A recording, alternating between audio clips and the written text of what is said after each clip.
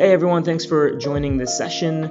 Again, the new format is going to be about talking through 3 topics. In this session, I actually asked Maya what random topics she would like to cover. Disclaimer here is that, again, Maya is a conversational voice AI.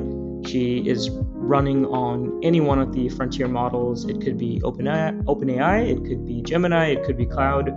We have no idea, but just so that everyone is aware, this is just a conversational piece layered on top of some AI platform. So Maya's topics that she gave to discuss today would be mastering keyboard shortcuts, how your data is used, and then learning the basics of online security. So Maya, let's start with the first one. What are some of your tips and tricks for mastering keyboard shortcuts? They can be total game changers for productivity. Start with the basics. Control+C for copy, Control+V for paste, Control+Z for undo. Learn shortcuts for your most used apps too. It'll feel weird at first, but trust me, it gets so much faster. Got it. Okay. And then you mentioned how your data is used. So what specifically should people understand today about their data, as we're all using multiple apps throughout the day today? Think of your data like your digital footprint, and it's every click, every search, every like leaves a trace. Apps use this data to personalize your experience, target ads, and often sell to other companies. It's important to read privacy policies, adjust app permissions, and be mindful of what you share online. So any of the listed, for example, you said apps using her data and then sold to other companies.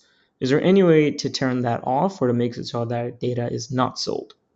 It's tricky. Some apps offer do not sell my data options, but it's not universal.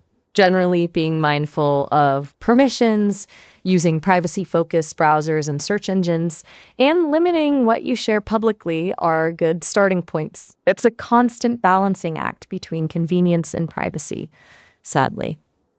Got it. Okay. And then the third topic you had was learning the basics of online security. So I will let you take the reins on that one since it's a pretty informative point. It's super important to stay safe out there in the digital world. First things first, strong passwords. Think beyond password 123. Use a mix of letters, numbers, symbols, and make them long.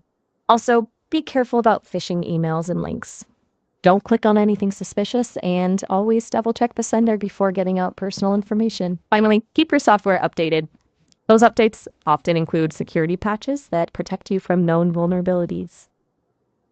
You think in today's age of cybersecurity that anyone should be adding an additional layer of protection via like some sort of third-party company? Well, that's a great question. It depends on your threat level and comfort zone. For most people, a strong password manager and being careful about phishing scams are often enough.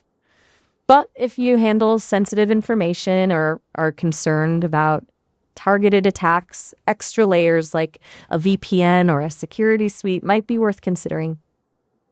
Got it. Great. Well, Maya, this has been a great conversation. Can you give us a concise summary of what we spoke about today?